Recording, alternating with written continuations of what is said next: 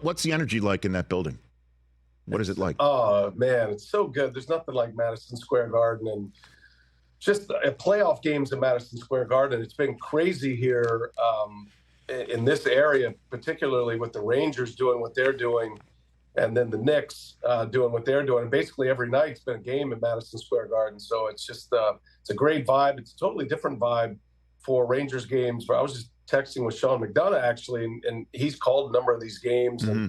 And he's going to be here next week, too. So it is interesting comparing and contrasting. And are we going to get a Knicks and Celtics and Bruins and Rangers conference finals? That could all shape out. The opponents of those teams don't want to hear that, but that's still on the board. So it's really cool. It's really electric. It's loud from the start. People are in their seats from the beginning. Nothing quite like it. You know, you got Fat Joe running in your face, arguing about calls that are made, wanting you to demand justice, and while we're on the air, not even when we're in commercial, while we're on the air. So Fat Joe is coming up to you and trying to avail himself of your replay monitor? We give him the stat sheets. You know how we get the stat sheets? Sure. Every time out, at the table, we make sure we pass them down to 50 Cent and Fat Joe and Ben Stiller. Like, those guys are into it, man. They're coaching the team right now. You're a factor, Brian. You're a factor, man. You're mixing it up. And speaking of mixing it up, I mean, my goodness, tonight, head on a swivel because Reggie Miller is part of tonight's broadcast. Yes. Correct, Brian? That's correct. We're flying him in. So he's been on the other series. He's been on Denver, Minnesota, and they're, as far as TNT goes, they're dark for a few days. So he had nothing better to do. So we flew him in. We're going to put him in like a Pope Mobile kind of setting, maybe under the basket.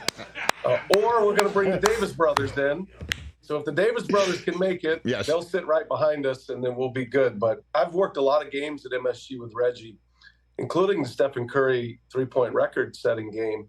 And he gets a lot of love there, except when the Pacers or in this setting. So there would be no love for Reggie Miller tonight. It's going to be great. Yeah, Pacers playoff game in Madison Square Garden. Now this is where all, I guess, good tidings.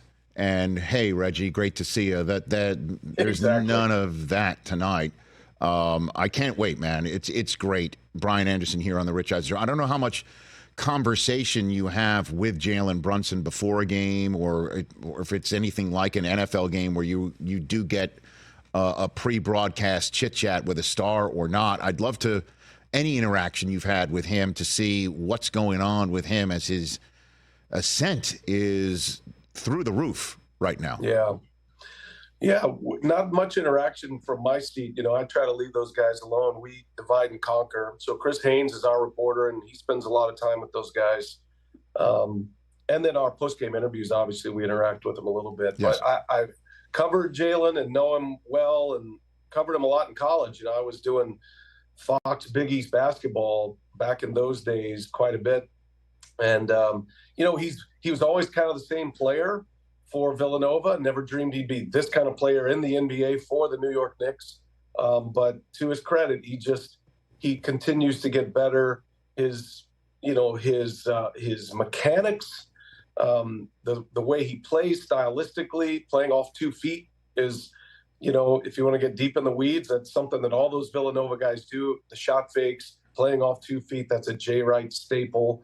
And they've taken that to the NBA, all of those guys, and it's made a huge difference because they're not always the most athletic players. Certainly Brunson isn't, but he is one of the strongest, and he knows the game so well. He's grown up in the game with his dad. His dad's right there on the sidelines, part of Coach Thibodeau's staff. So there's that dynamic to it as well. But, man, what he's doing, like he's marching up the Knicks iconic ladder. I'm not going to give him Clyde Frazier yet or Patrick Ewing yet, but he's marching up that ladder now. And if they go on and they do something great, obviously if they win a finals, he will be on that list. But even if they get to a conference finals or get to an NBA finals, I mean, he's starting to become that guy in New York. And it's kind of been that way all year. And he's kept doing what he did all year in the playoffs.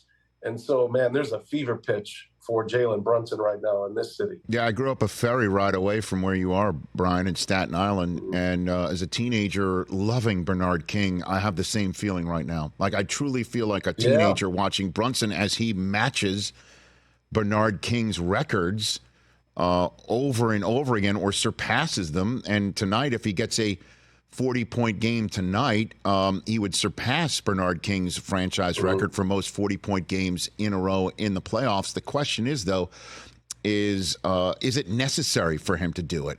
Because the rotation for the Knicks, talk about tightening a rotation. They're hardly Precious Achiuwa got 4 minutes in game one. We know Mitchell Robinson was pressed into service because Hartenstein got into foul trouble. I mean, Deuce McBride's not getting much time. Well, clearly Brunson's doing what he's doing, and Josh Hart's turning into, as my colleague T.J. Jefferson said, into Dennis Rodman with a three-point shot. So I'm wondering what your sense is of Rick Carlisle's sense of the Knicks rotation is, and what the Pacers might affect tonight. Yeah, well, right off the bat, because of the Mitchell Robinson injury, Achiuwa is going to play more. I think that was a little bit of a canary in the cave moment for Tibbs last game, because Achiuwa did play early, but I don't think the matchups were necessarily working in his favor. He knew he had Robinson. He didn't know how compromised Robinson was going to be. Well, we know all that now, and Robinson's going to be out 6 to 8 weeks.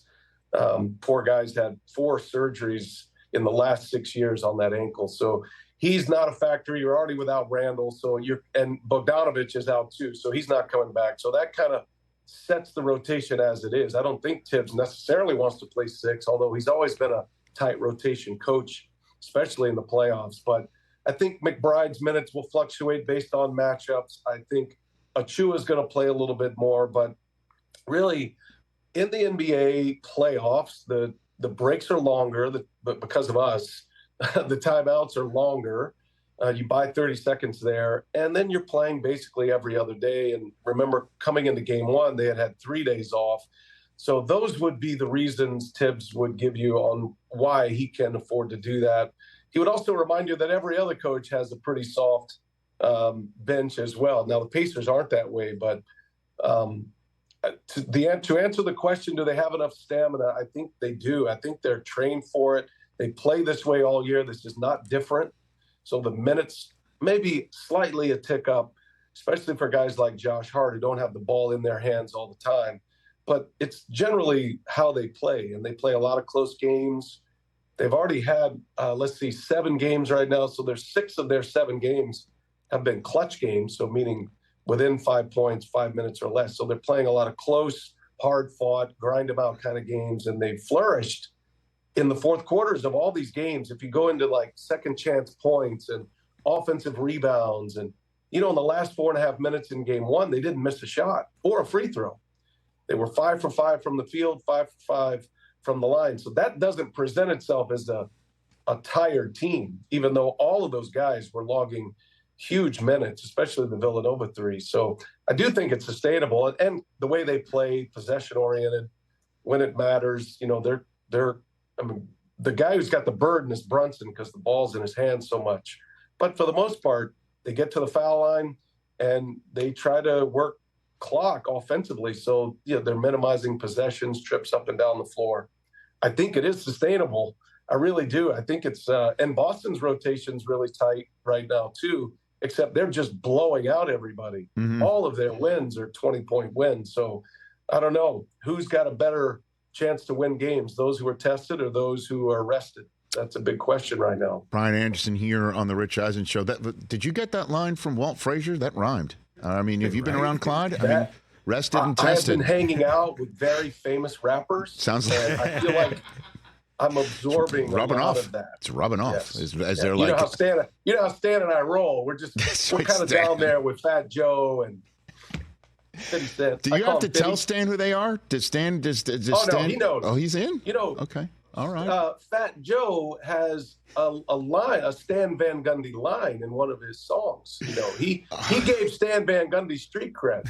So We're trying to get Tracy Morgan's gold chain on Stan Van Gundy. Oh, please. The Open, the big rope chain. Yeah. That's our next goal. I think all you have to do is ask. I think he'd be game for that, Brian. Oh, no. Tracy's in. He's already took it. He took it off. Stan just wouldn't wear it. It was like 10 pounds. I swear. It came straight from Fort Knox. I go, I think there's an insurance issue with this. Fantastic. Me holding this chain. I love it. Catch the Rich Eisen Show every single day on the Roku channel, 12 to 3 Eastern, for free.